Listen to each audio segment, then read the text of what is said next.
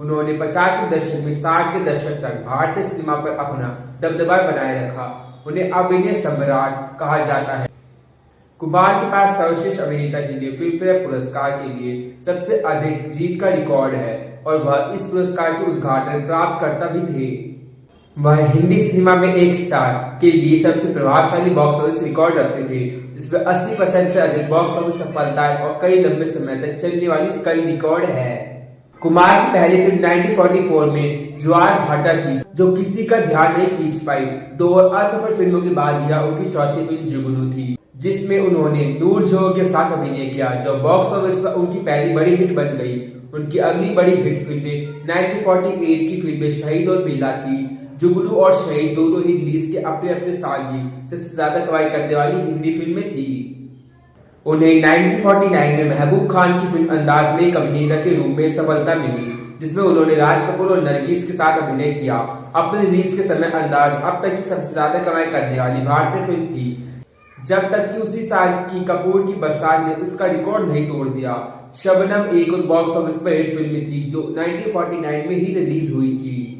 1950 का दशक कुमार का सबसे सफल और विपुल दशक था, जिसमें उन्होंने कई बॉक्स ऑफिस हिट फिल्मों में प्रमुख भूमिका निभाई, जैसे जोगन, बाबुल, दीदार, तराना, दाग, आन, उड़न खटोला, इंसानियत, देवदास, नया दौर, युहदी, मधुमती और पैगाम। उन्होंने उस समय की कई शीर्ष अभिनेत्रियों के साथ लोकप्रिय ऑन स्क्रीन जोड़ियां बनाई, जिसमें वैजयंती माला, मधुबाला, नरगिस, निम्मी, मीना कुमारी, कामिनी कौशल शामिल है। साथ ही संचालन राज कपूर और देव आनंद के साथ, हालांकि तीनों ने एक साथ किसी एक फिल्म में नजर नहीं आए, लेकिन कुमार राजू कपूर के साथ अंदाज और देव आनंद के साथ इंसानियत में नजर आए। उनकी कई फिल्मों में उनकी स्क्रीन छवि को ट्रेजेडी किंग के रूप में स्थापित किया। कई दुखद भूमिका निभाने के लिए कुमार कुछ समय के लिए अवसाद से ग्रस्त रहे और अपने मनोचिकित्सक की सलाह पर उन्होंने हल्की फुल्की भूमिकाएं भी की। महबूब खान की बड़े बजट की शानदार संगीतमय आन में उन्होंने अपनी पहली हल्की फुल्की भूमिकाओं से एक से अभिनय किया और यह टेक्निकल में शूट की गई। उनकी पहली फिल्म थी आन, पहली भारतीय फिल्म थी जिसे लंदन में भव्य प्रीमियर के साथ पूरे यूरोप में व्यापक रिलीज मिली थी। आन उस समय घरेलू और विदेशों में सबसे ज्यादा कमाई करने वाली भारतीय फिल्म थी।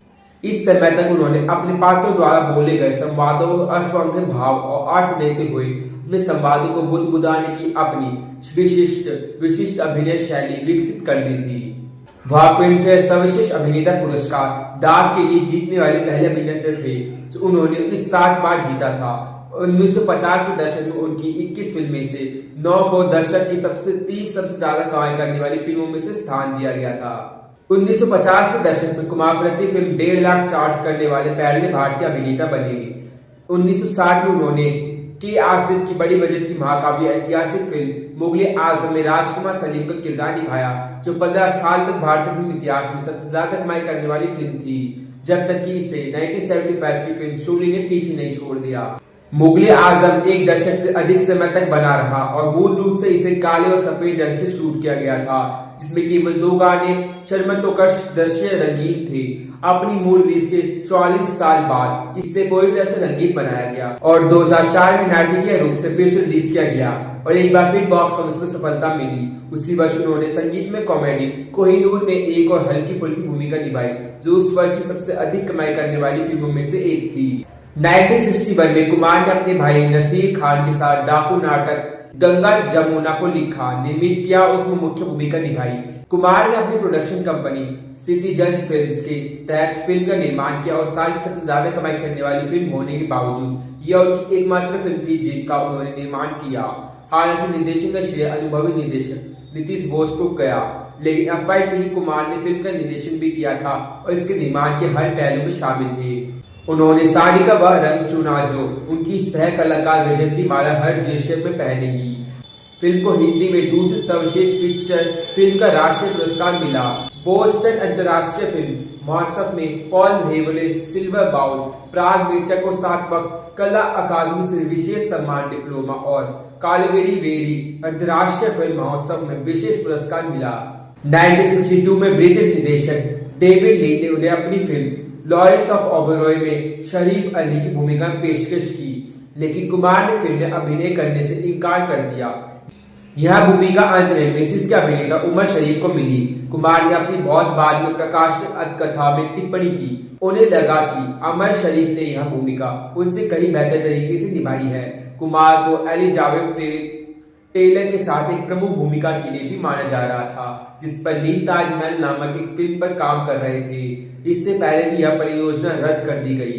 3 साल के अंतराल के बाद वह अपनी अगली फिल्म लीडर के साथ लौटे, जिसने बॉक्स ऑफिस पर खराब प्रदर्शन किया और केवल औसत कमाई करने वाली फिल्म बन गई। कुमार को इस फिल्म की पहली कहानी लिखने और श्रेय भी दिया गया था। उनकी अगली फिल्म दिल दिया दर्द दिया वुल्वरिंग हाइट्स पर आधारित थी, जो एक दशक से अधिक समय में कुमार की पहली बॉक्स ऑफिस असफलता थी। यह भी अफवाह थी कि उन्होंने फिल्म का निर्देशन किया था, लेकिन अंतिम श्रेय अब्दुल रशीद कारदर को दिया गया था।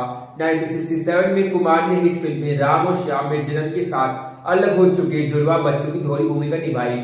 1968 में उन्होंने आदमी में मनोज कुमार के साथ अभिनय किया, जो बॉक्स ऑफिस पर औसत कमाई करने वाली फिल्म थी। 1970 में कुमार ने गोपी के शीर्षक भूमिका निभाई, जो उनकी पत्नी सायरा बानो के साथ उनकी पहली जोड़ी थी और बॉक्स ऑफिस पर सफल रही। उसी वर्ष उन्होंने बंगाली भाषा की फिल्म रंगीना बहनों से फिर से बानो के साथ अभिनय किया। एक बंगाली फिल्म उनके एकमात्र उपस्थिति थी। 1972 में उन्होंने एक बार फिर दास्तान में जुड़वा भाइयों के रूप में दोहरी भूमिका निभाई, जो बॉक्स ऑफिस पर फ्लॉप रही और एक प्रमुख व्यक्ति के रूप में कुमार की करियर में गिरावट शुरू हो गई। सगीना महातो का हिंदी रीमेक, जिसका शीर्षक केवल सगीना था, 1974 में बनाया गया था, जिसमें कुमार और बानी दोनों ने अपनी भूमिकाओं को दोहराया था, लेकिन यह भी बॉक्स ऑफिस पर अच्छा प्रदर्शन करने में असफल रही। 1976 में उन्हें बैराग में एक पिता और जुड़वा बेटों के रूप में तिहरी भूमिका निभाई। उन्होंने व्यक्तिगत रूप से एंगा वेट्टू पिलाई में एम.जी. रामचंद्रन के अभिनय को राम और श्याम से उनकी भूमिका से बेहतर माना। वह बैराग में उनके अभिनय को राम और श्याम से कड़ी बेहतर मानते थे।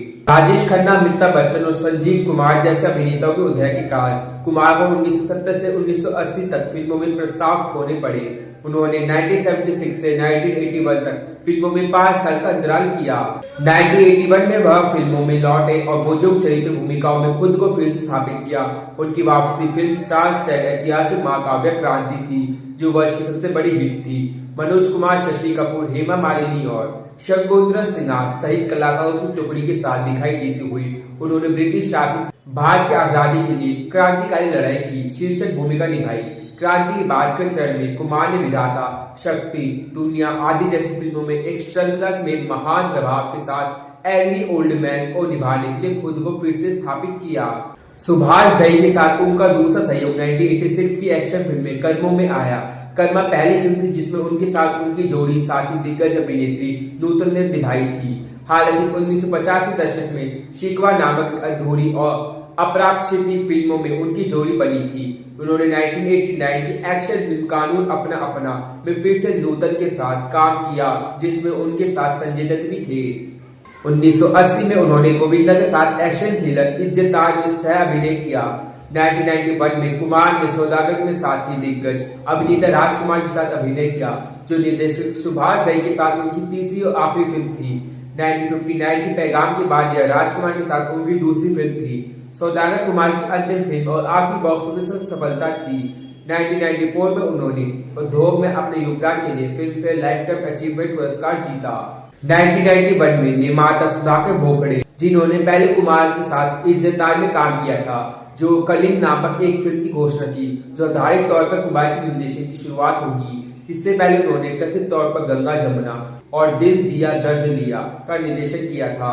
कुमार राज बब्बर, राज किरण, अभिनेता आमितोज मान और मीनाक्षी शोषेंद्र सहित कलाकारों के साथ शीर्षक भूमिका में अभिनय करने के लिए भी तैयार थे। कई वर्षों तक विकम्बित रहने के बाद कॉलिंग को अंत में 1996 में 70% फिल्म कानून पूरा के साथ ही बंद कर दिया गया। तो गाइस, आज की वीडियो बस इतना ही था। वीडियो अच्छी लगी हो तो वीडियो को लाइक, शेयर और चैनल सब्सक्राइब करना ना भूलिएगा। मिलते हैं आपसे जल्दी अपनी न्यू वीडियो में, तब तक के लिए बाय बाय।